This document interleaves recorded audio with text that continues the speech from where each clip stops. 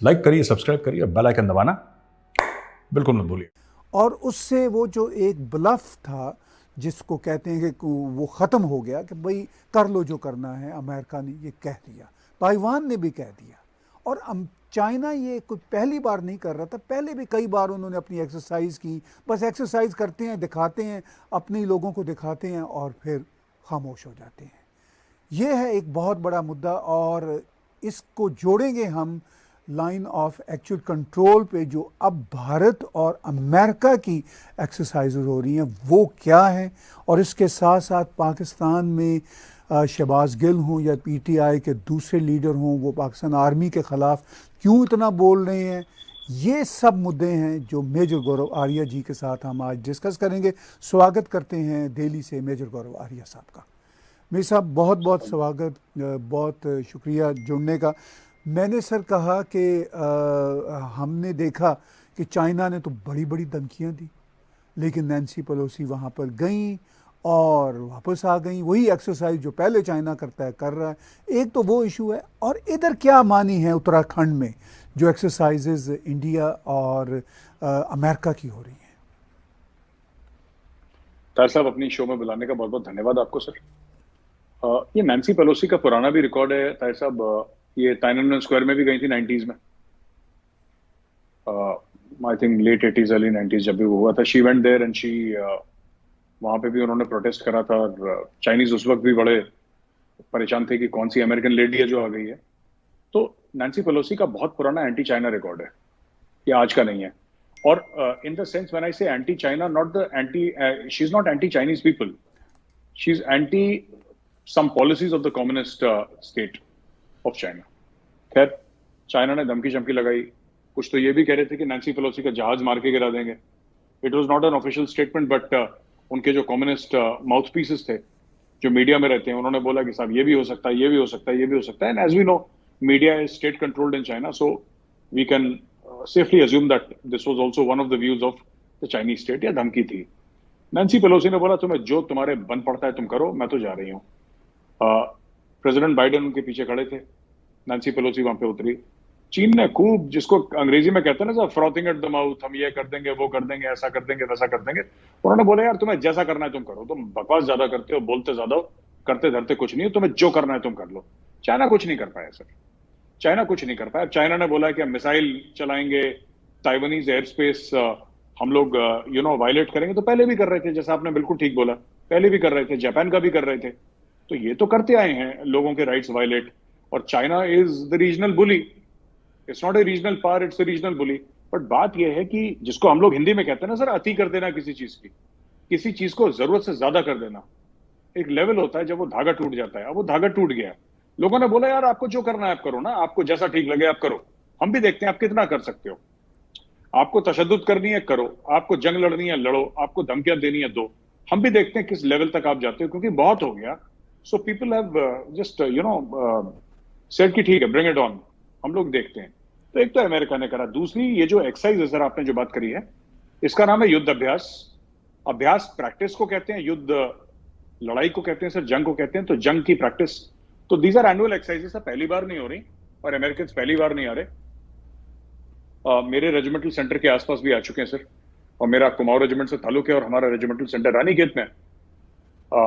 तो रानीखेत के आसपास ये आ चुके हैं पहले और एक्सरसाइज कर चुके हैं सर। ये these people have exercised at that location with various troops. कई साल पहले वहां पे एक डोगरा की यूनिट थी, आई रिमेंबर, उसके साथ भी हुआ था सर, डोगरा रेजिमेंट की यूनिट थी, उसके साथ भी हुआ था। मीडिया में आता रहता है, तो मेरे पास ऐसी कोई जानकारी तो नहीं है जो मीडिया से परे है। ये जो इंडियन आर्मी ने मीडिया में बताया वही जानकारी मैं आपको दे रहा हूं। तो दिस इज नॉट न्यू, इसकी सर्कमस्टेंसेज न्यू है, इसकी सर्कमस्टेंसेज न्यू है। एक तो इंडिया को ये कहने को हो गया कि ये तो हर साल होती है, पर बात यह है कि इस वक्त चाइना बिल्कुल अटका हुआ है ताइवान के साथ। और वही यूक्रेन वाला मामला, अभी जंग नहीं हुई शुरू, यूक्रेन वाला मामला। अब sir for Xi Jinping it is a major loss of face. अगर मैं देसी जबान में बोलूं तो उसकी बेइज्जती हो गई बहुत ज्यादा। उसने धमकी तो दे दी, लेकिन धमकी पूरी नहीं कर पाया वो। तो लोग कह रहे हैं यार क्या फालतू का आदमी है। और उसके खुद के लोग कह रहे हैं, चाइनीज सोशल मीडिया जो कि स्टेट को अक्सर सपोर्ट करता है, उसके ऊपर आर्टिकल निकले थे कि Chinese social media has been very critical of the PLA and the communist party of China and Xi Jinping, saying that आपने पूरी चाइना की इज्जत मट्टी में मिला दी, अगर आपने धमकी दी तो फिर वो कहावत है ना सर पुरानी की, अगर पिस्तौल निकालो तो फिर ट्रिगर दबाने की भी हिम्मत रखनी चाहिए, otherwise don't take out the pistol. हथियार निकालते हो तो चलाने की हिम्मत होनी चाहिए, तो उनके नहीं थी हिम्मत। अब अगर चाइना कुछ और भी करता है sir, let's say China attack physically कर देता है, जो कि चाइना के लिए बहुत मुश्किल है, बहुत मुश्किल है, लेकिन अगर चाइना अटैक भी कर देता है सर, तो चाइना के, मैं बता रहा हूं, नाक से खून निकल जाएगा इस चीज को करते करते, and they will suffer reverses more than what Russia suffered in Ukraine. Taiwan का तो जो नुकसान होगा होगा, चाइना का ज्यादा नुकसान हो जाएगा, एक ये चीज है। और एक और चीज मैं बताना चाहता हूं सर, कि ये जो युद्धाभ्यास हो रहा है उत्तराखंड में, this is also to put pressure on China, क्योंकि लाइन ऑफ एक्चुअल कंट्रोल से ज्यादा दूर नहीं है ये, और अमेरिकन ट्रूप्स वहां पे, तो इस वक्त अमेरिकन ट्रूप्स तो पहले भी आ चुके हैं, ऐसी बात नहीं है कि पहली बार हो रहा है, this happened before also, but this time the message is clear that India is not alone in the Himalayas. जो ये कह रहे थे ना, क्वाड बनाया, ऑकस बनाया, वो तो समुद्र के लिए है, हिमालय में भारत अकेला है, तो भारत अकेला ही संभलता आ रहा है चाइना को, ऐसी बात नहीं है। लेकिन ये भी मैसेज जाता है कि even America is willing to, क्योंकि अमेरिका क्यों एक्सरसाइज कर रहा है वहां पे, why do you exercise in a certain location, because you intend to put troops there, आपकी ये मंशा होती है कि वहां पे हम अपने फौजी डालेंगे। एंड जितना इंडिया को एक्सपीरियंस है सर माउंटेन वॉरफेयर का, हाई एल्टीट्यूड वॉरफेयर का, यकीनन किसी और देश को पूरी दुनिया में नहीं है इतना। No country has the number of troops, number of divisions who are deployed in high altitude like India है सर। चाइना के पास नहीं है, रशिया के पास नहीं है, अमेरिका के पास, किसी के पास नहीं है जितना इंडिया के पास। तो जहां तक हाई एल्टीट्यूड वॉरफेयर की बात है, हम लोग 1984 से सियाचिन में है सर, 1984 से सियाचिन में है, तो you can imagine the kind of exposure and experience and institutional memory that India has in this regard. So American आए हैं सीखने के लिए, क्रॉस ट्रेनिंग होगी, हम भी उनसे सीखेंगे, वो भी हमसे सीखेंगे, और सबसे बड़ी बात यह कि this passes a clear cut message to China. जी, आपने कहा कि ये क्लियर कट मैसेज है चाइना के लिए, और जो पहाड़ों में अमेरिका की एक्सरसाइज हो रही है भारत की आर्मी के साथ, उसमें पाकिस्तान के लिए क्या मैसेज है? देखिए साहब, पाकिस्तान का मुझे ऐसा लगता है कि पाकिस्तान का एक तो जरूरत से ज्यादा डिपेंडेंस है चाइना के ऊपर, पता नहीं क्यों। और पाकिस्तानी जो टीवी एंकर्स भी हैं, या मीडिया है, या इवन कॉमन पॉपुलेशन, मैं कॉमन पॉपुलेशन को ब्लेम नहीं करूंगा सर, ज्यादा लोग तो मासूम होते हैं हर जगह के, लेकिन उनको भी ये पढ़ा दिया गया है कि कहीं ना कहीं चाइना का एक्शन सही हो या गलत हो, आपको उसको डिफेंड करना है।